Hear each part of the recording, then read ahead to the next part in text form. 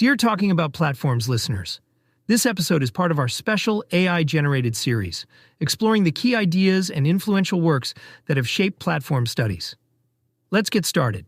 This paper, it's called A Price Theory of Multi-Sided Platforms by Glen Weyl. Yeah, this paper really did kind of set the stage for understanding how platform pricing works, especially when we're dealing with monopolies. Right. Which, let's be honest, that's a pretty common scenario. It does feel like we're surrounded by platforms that hold a lot of sway in their markets. Yeah. So for our listeners who might be, early in their platform research journey, maybe PhD students, researchers just starting out, or even practitioners, policymakers who are science-minded, why is this paper such a must-read?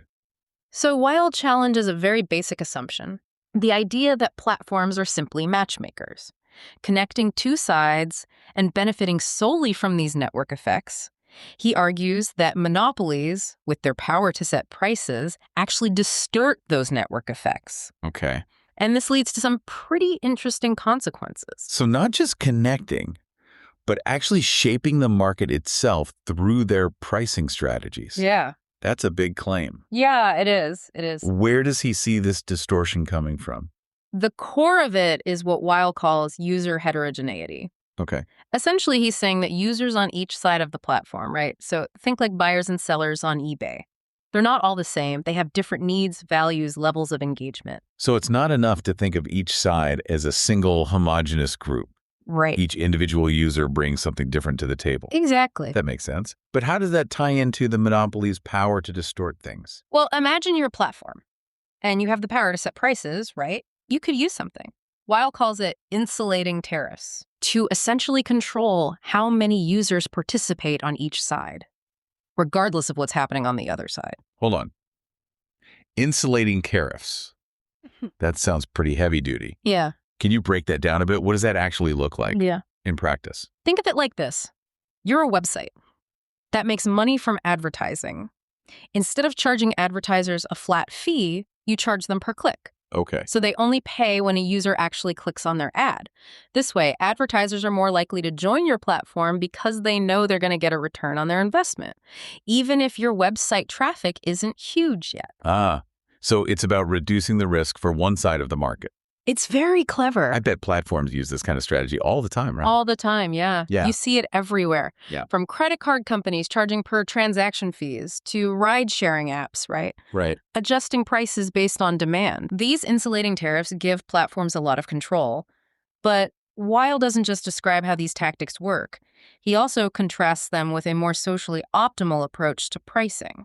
So there's a way to set prices that might benefit society more broadly, not just the platform itself. Right. What does that look like? So economists, they call this Pigouvian pricing. Pigouvian pricing. Yeah. And the basic idea is that the price of something should reflect its true cost to society, including any positive or negative externalities that it creates. Okay, so with a platform, you'd have to consider all the ways that one side of the market affects the other. Right. So it's not as simple as just figuring out the cost of providing the service. You have to think about the whole ecosystem. Exactly. Yeah. And Weyl uses the newspaper industry as a classic example. Okay. Right. So the optimal Pigouvian approach would be to subsidize readers, to encourage them to join because their presence brings value to advertisers. Right. And on the flip side, you might want to increase the price, maybe slightly, for advertisers. Right. Because their ads can potentially drive away readers. Yeah. If there are too many of them. So it's a delicate balancing act. Yeah.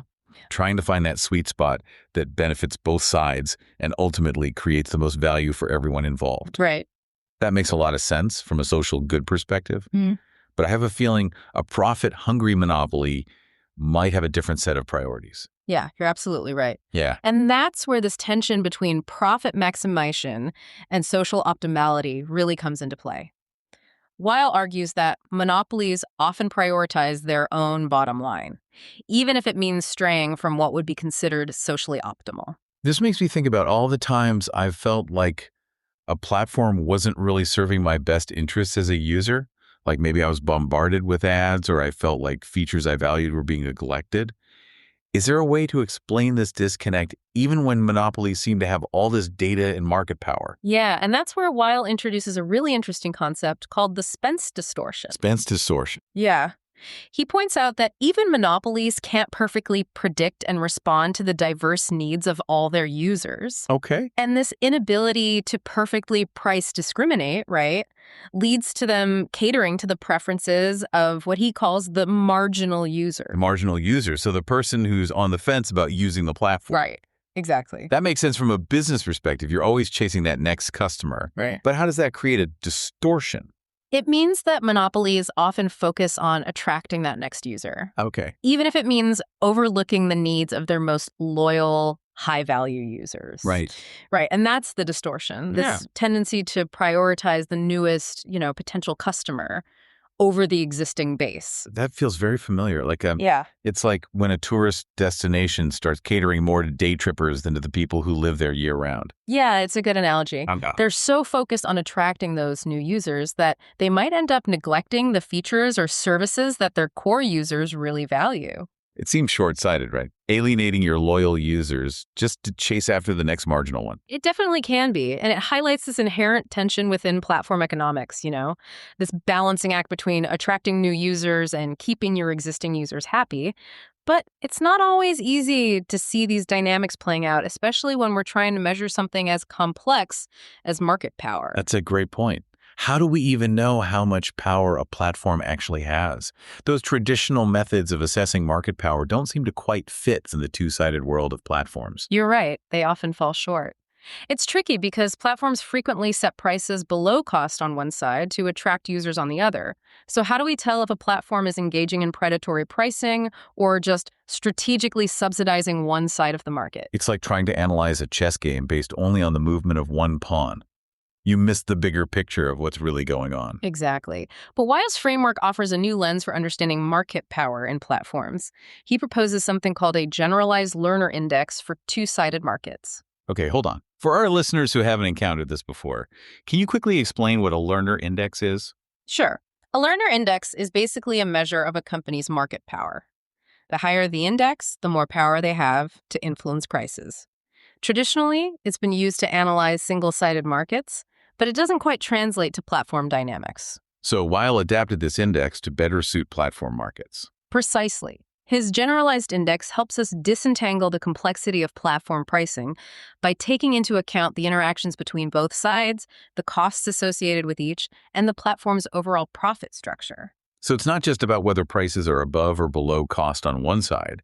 It's about understanding the interplay between both sides and how the platform is using price to balance those competing forces. Right. This index gives us a more accurate picture of a platform's true market power, helping regulators identify potentially harmful behavior. Okay, that's super helpful in terms of assessing market power as a whole. But what about predatory pricing specifically?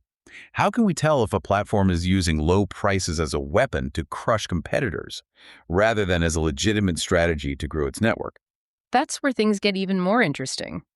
Weil argues that simply seeing prices below cost isn't enough to prove predatory behavior in a two-sided market. Platforms might be subsidizing one side to attract users on the other, and that's a perfectly legitimate tactic to grow the overall network, which ultimately benefits everyone.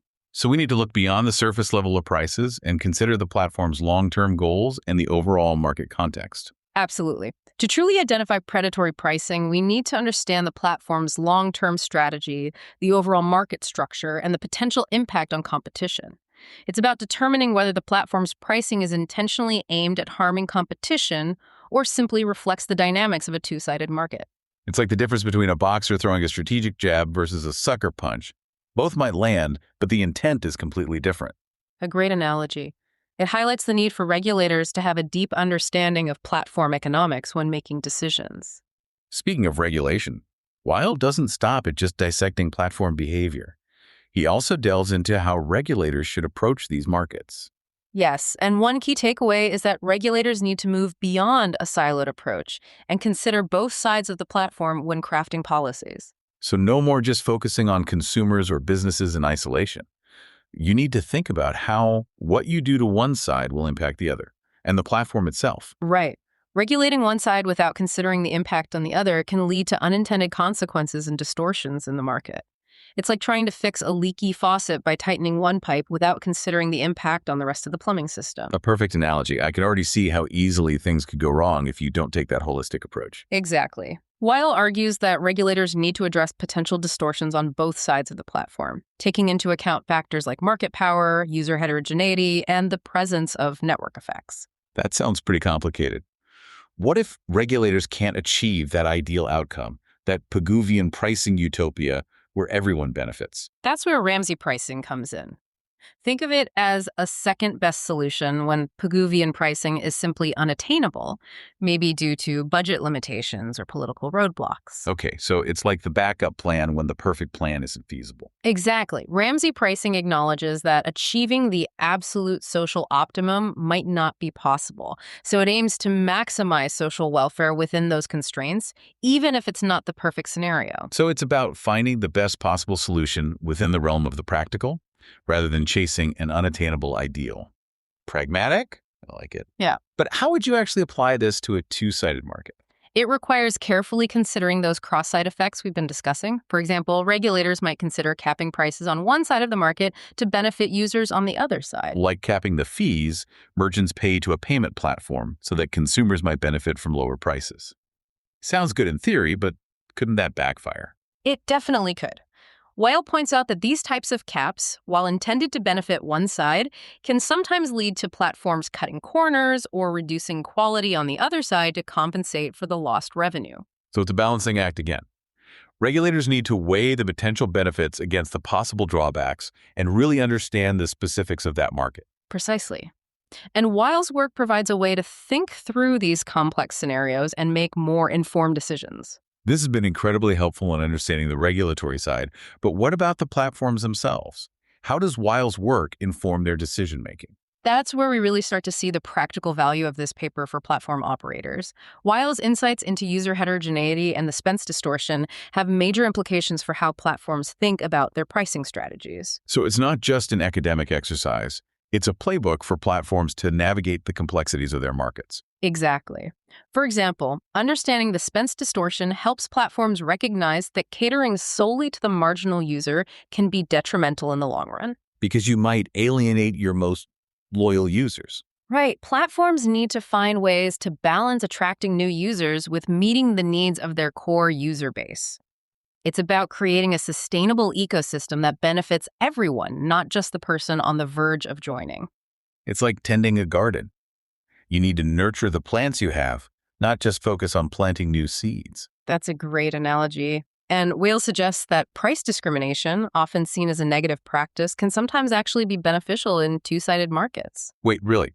Price discrimination, as in charging different people different prices for the same thing, can actually be a good thing. It can be. When done strategically and ethically, platforms might offer discounts or special pricing to certain user groups, and this can actually help balance out those Spence distortions and promote a more socially optimal outcome. So it's not about unfairly taking advantage of certain users. It's about using pricing strategically to create a more balanced and equitable platform. Exactly. It's about using pricing as a tool to create a more equitable and efficient platform ecosystem. Okay, I'm starting to see how price discrimination can actually be a force for good in these markets. But what about mergers? Those are always a hot topic. Yeah. How does Weyl's framework help us understand what happens when platforms combine? Mergers in platform markets are incredibly complex, and there's no one-size-fits-all answer. But Weyl's work provides a valuable framework for analyzing these deals and assessing their potential impact on competition, innovation, and consumer welfare. So it's not a crystal ball that predicts the future, but it's a set of lenses that help us see the situation more clearly. Exactly. One key insight is that the impact of a merger depends heavily on the source of user heterogeneity and the nature of network effects in the specific market. So the same merger could have vastly different outcomes depending on the specific characteristics of the platforms and their users. Absolutely. For example, in markets where user heterogeneity is primarily driven by interaction value, a merger might lead to increased market power and higher prices for everyone. Because the merged entity now has a larger audience and less incentive to offer competitive pricing. Right.